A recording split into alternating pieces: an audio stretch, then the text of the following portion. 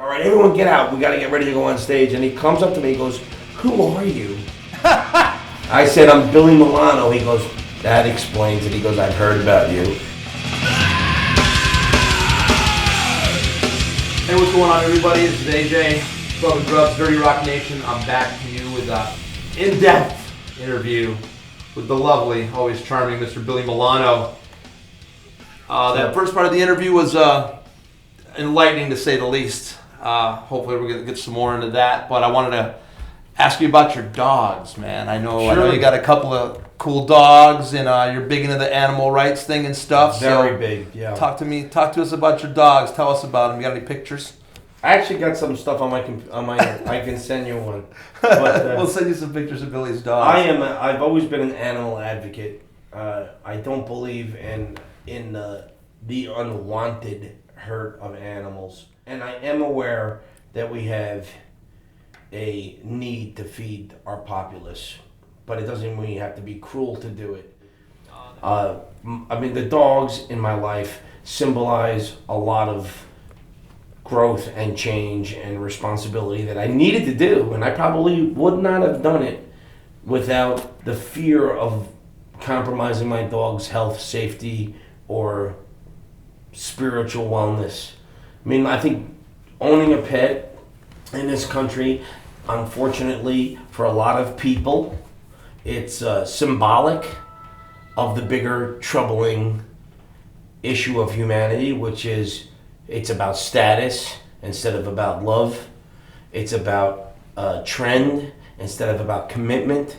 And these are the things that I think parallel the thought of humanity as an overall. For me, dogs represent my love of something other than myself, and I think a lot of people don't realize that. When you buy an animal, you're trying to supplement yourself with a new drug. When you rescue an animal, you find yourself wanting to give something to supplement someone else. Now, I'm not saying that everyone who adopts an animal does it for the right reasons. For the right reasons. Yeah. Certainly it becomes, owning a pet and owning an animal is a life commitment of that life. It's birth and death. Whether you've gotten it at birth, if you adopt or buy, you're going to witness the death of that animal. And a lot of people look at animals when they get to the point where they become older and they become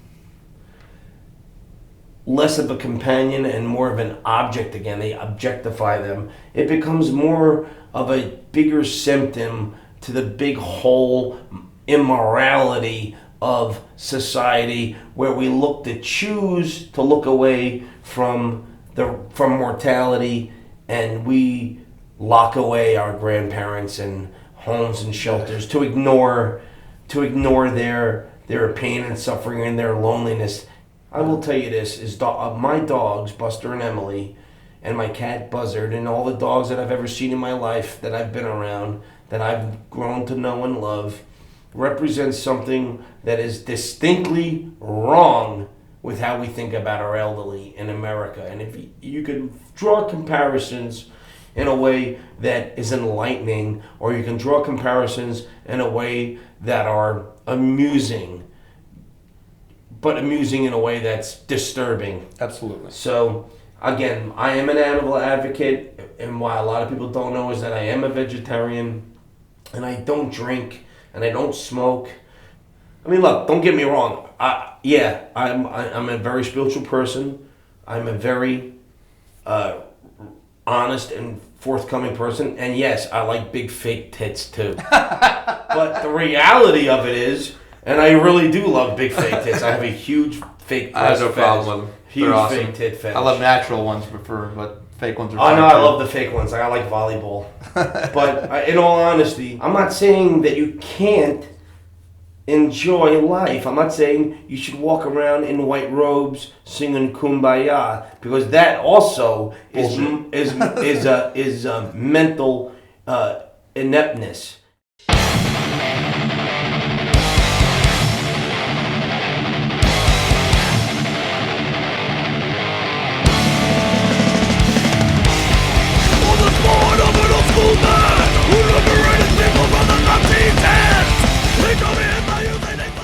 what it is. Let me ask you, I know you talked about Lamb of God earlier. Not to necessarily get off what you're talking about. When they asked you to join them on stage in Dallas, how was that? What was that all about? That was probably I saw the video of that, and that was pretty amazing. With your cowboy boots on and everything. I know, right? I had been friends with Lamb of God for a long time. I actually cooked them dinner when they did their record with Machine, the producer in New Jersey. And I was friends with them, and I went and sang on the record, the last record. And I sang on that song Redneck. Right? Is that what it's called? You sang, I don't know. I sang on one of their songs. I don't have any of their music. I sang on one of their songs. I don't even know their songs. I just sing up there. They go, you hear that, guys? Yeah, Billy loves you so much. No, I like people, and product is secondary. I got you. But they asked me to come sing with them when they played this Austin music hall. I think they played, and they played there with Guar. And they're like, Billy, why don't you come up and sing with us in Dallas? We're playing with Metallica. And I was like, you know what? I would love to do that show. So I got a couple of guys together. I got my roommate, and I got Tim from One Shot, One Kill to go with me. And they told me the day I was leaving, I was like reading the lyrics for this song that I sang. I can't even remember the name of the fucking song. And I'm like, I didn't read the lyrics. I was saying to them, what song do you want me to sing? And they're like, we're going to do an SOD song now. Okay, United Forces. Great anthemic song. Unfortunately, I'm going on stage with Lamb of God and Gojira opened, and it was Metallica headlining, and I'm going to an arena they want me to sing a 25-year-old song, and I'm like, no one is going to fucking remember this song. I'm like, this is going to be embarrassing.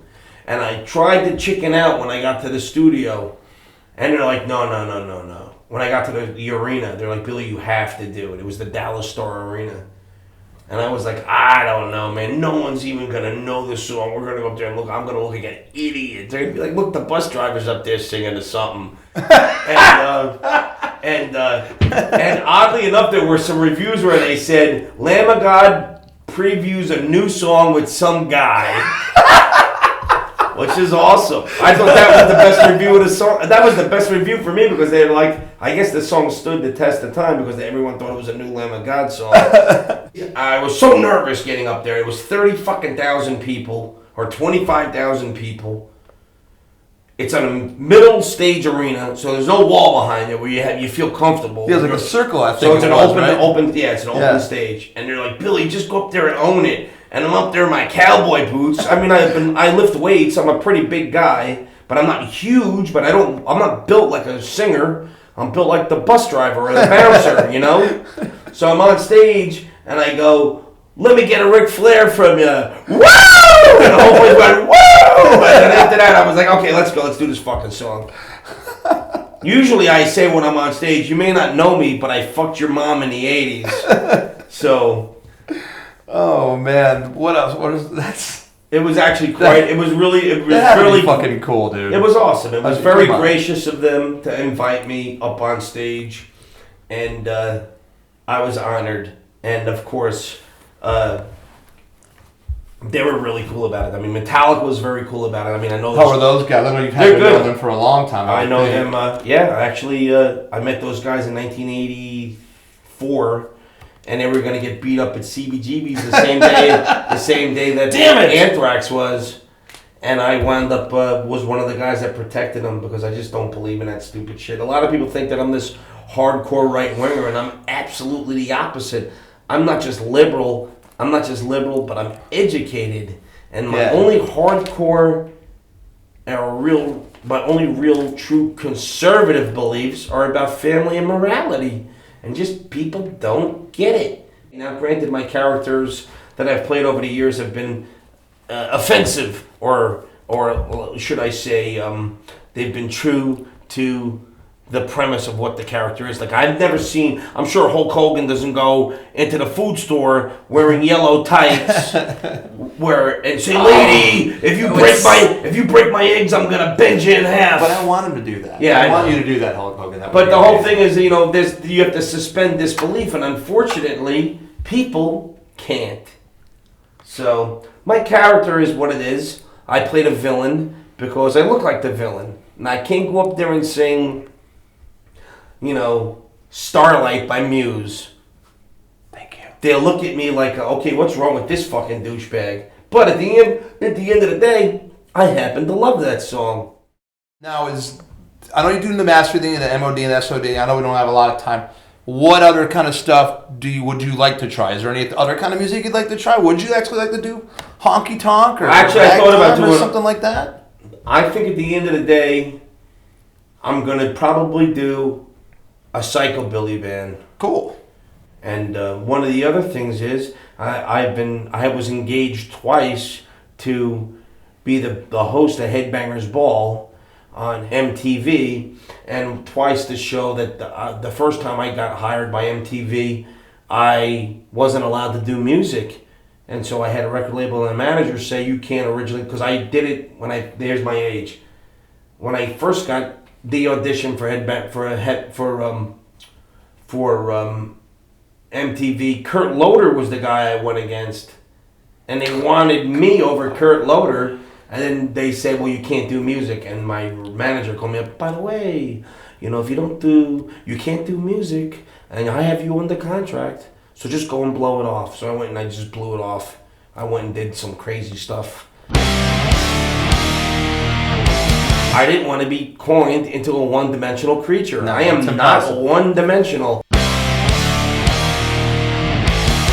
If the opportunity resurfaces and there is some talk at Viacom, right now, I will certainly make an effort to see if it's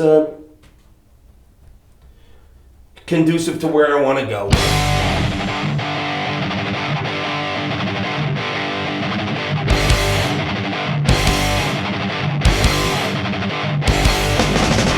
you get is what you see. If what you want is to be me, I have no fear inside you see. Of you or your hypocrisy.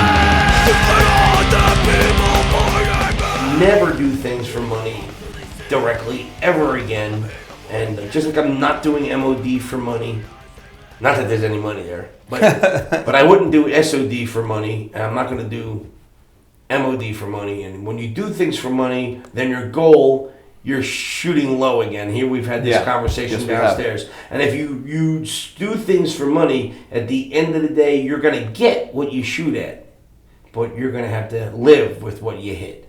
Absolutely. Hopefully you're catching that. Hey, who plays you in the Billy Milano movie? You know what's funny? I'll tell you a great story, and we'll end. I think you can end it with this. Okay. I was on the road with SOD in 2000 at the Whiskey A Go Go. We had 2 shows sold out, and I go into the dressing room coming back from the hotel to get ready for the show, and the room's packed with people, and I hear people laughing, and I walk in the room, and I'm like, "What the fuck is going on in here?" And I hear someone talking, and I start talking, and I look over, and it's Jack Black. So Jack Black's in the room, and he's busting balls, and then within 5 minutes, everyone was looking at me, and he was in the back of the room instead of the front of the room. And he comes up to me before I go on stage, because I'm like, all right, everyone get out, we got to get ready to go on stage. And he comes up to me, he goes, "Who are you?" I said, "I'm Billy Milano." He goes, "That explains it." He goes, "I've heard about you." And he actually asked me to do a movie, and I chickened out because I really didn't want to be involved with all that bullshit, with the Hollywood questionable morality. Yeah. I just don't want to be around it. But I will say this: at the end of the day, for Jack Black to come up to me and say that, it was huge. Well, hey man, look, my friend. All right, man. I love you, man. All right, buddy. Everybody, Billy Milano, thanks for hanging out with us. And can you give me a Dirty Rock Nation? You're fucking fire. Get out of here. Come on. We'll get there. Don't worry. All right, man. Dirty Rock Nation, thanks a lot for hanging around with us. And Billy Milano, we'll talk to you next time. Later. Good night. I'd rather be clubbing seal. It's my favorite.